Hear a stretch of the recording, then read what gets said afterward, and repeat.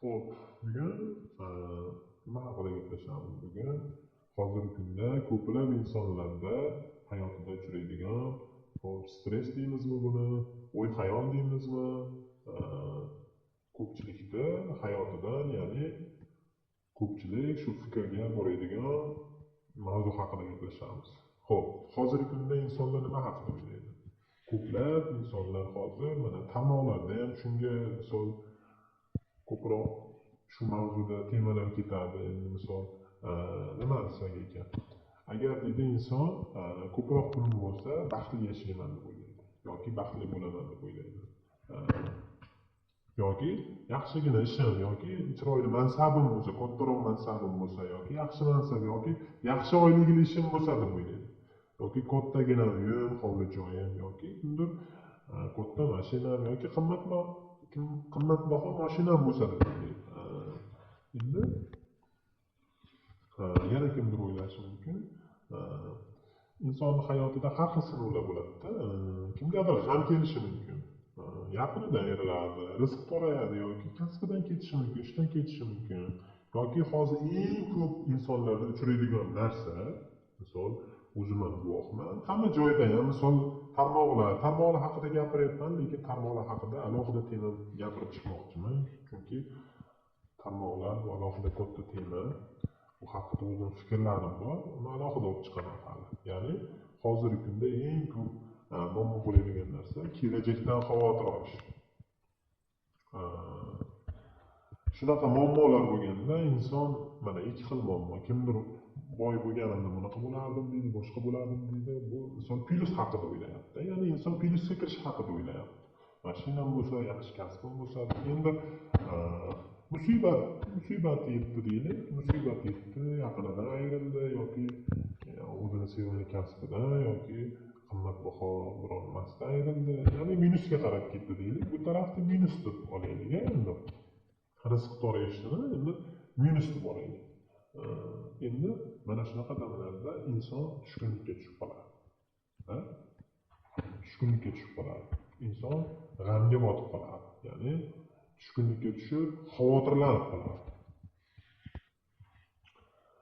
Xo'p, endi mana shunaqa muammolar, xavotirlar bo'lgan paytda bittasini plyusda yaxshilik kelyapti deylik, bittasini minus, bu rizq to'rayish kelganda minusda yomonlik kelyapti deylik.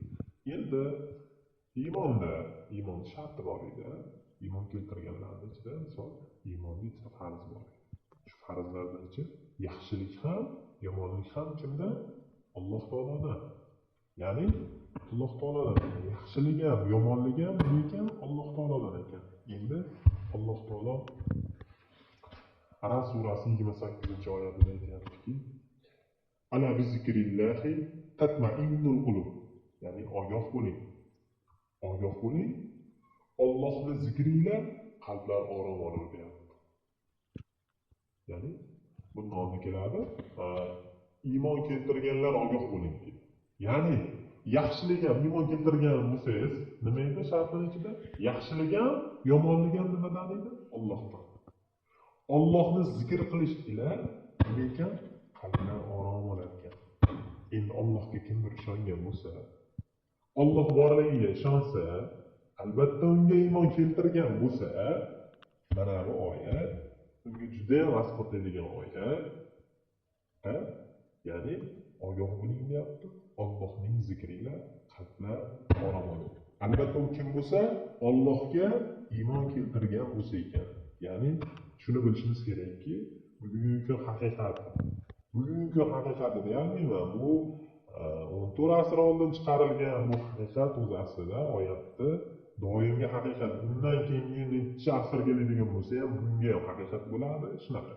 Endi bugungi kuni uchun aytmoqchiman, haqiqiy baxt misol tashqaridan, insonni tashqarisidan keladigan narsa emas ekan. Misol tashqaringizdan sizga boylik kelyaptimi, kuchayib ketyapsizmi yoki katta martaba mansab kelib qoldimi? Yoki sizga musibat keldimi, rizqingiz torayib qoldimi? Bu tashqarida bo'ladigan narsalar emas ekan. Hamma narsa nimada ekan? Qalbimizda ichida ekan. Qalbimizda ichida ekan. Misol men nima desam bo'ladi? 1000 plyus ko'payib ketgani bilan, 1000 boy bo'lib ketganingiz bilan hamma narsa bo'lishi mumkin tashqari muhitingizda. Lekin qalbingiz xotirjam bo'lmasligi mumkin. Lekin qalbingiz ham xotirjam bo'ldi deylik. Lekin bu vaqtinchalik narsa ekan. Tushunyapsizlar? Bu vaqtinchalik narsani qalb bilib turadi. Shuning uchun xotirjam bo'lmaydi qalb. Tushunyapsizlar? Doimiy qalb xotirjamligi nimadan ekan? Alloh taoloni zikr qilish bilan ekan.